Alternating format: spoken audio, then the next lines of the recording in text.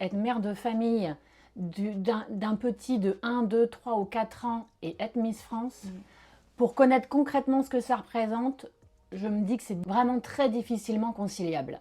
En fait, moi, je trouve ça formidable de pouvoir ouvrir ce rêve à celles qui voudraient le vivre. Tu vois, et combien de fois j'ai croisé des jeunes filles dire « je suis trop petite, je suis trop vieille, je suis déjà maman » et je regrette parce que j'en rêvais quand j'étais jeune et j'ai pas eu le courage à ce moment-là. Ben maintenant, pourquoi pas tenter sa chance? Après, entre le concept et la réalité, tu vois, il y a la théorie et la pratique. Concrètement, par exemple, être mère de famille d'un petit de 1, 2, 3 ou 4 ans et être Miss France, pour connaître concrètement ce que ça représente, je me dis que c'est vraiment très difficilement conciliable. Donc c'est beau, mais après, à mettre en pratique, je pense qu'il faudrait vraiment être très bien accompagné ou que son enfant puisse te suivre, donc ne pas être encore scolarisé, ou alors avoir un enfant déjà plus grand. Genre, je pourrais devenir Miss France maintenant, sauf que physiquement, là, je passe plus. Mais idéalement, là, oui, à 11 et 17 ans, tu peux reprendre... tu vois, moi, j'habite pas loin de Paris, ça dépend aussi d'où tu viens, etc. Après, je dis ça, je me contredis moi-même, parce que justement, quand tu viens, par exemple, des Antilles, bah, de base, c'est compliqué aussi, parce que tu peux pas rentrer chez toi, alors que moi, à 1 heure de Paris, je rentrais dans ma chambre d'ado une fois tous les 2 soirs, tu vois, toutes les 2 nuits.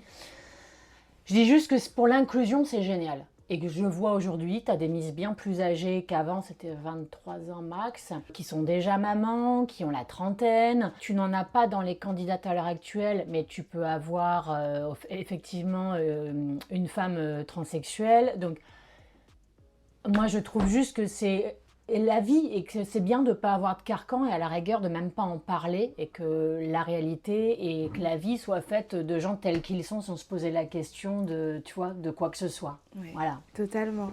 Est-ce que tu te verrais un jour être directrice de Miss France? Alors, être directrice de Miss France un jour, pas du tout. Pas du tout parce qu'en fait, tout cet univers-là continue à me fasciner et à me faire rêver. Et que je n'ai pas cette finesse et ce talent de diplomatie presque politique à gérer une organisation. J'aime pas ce qui est coulisses.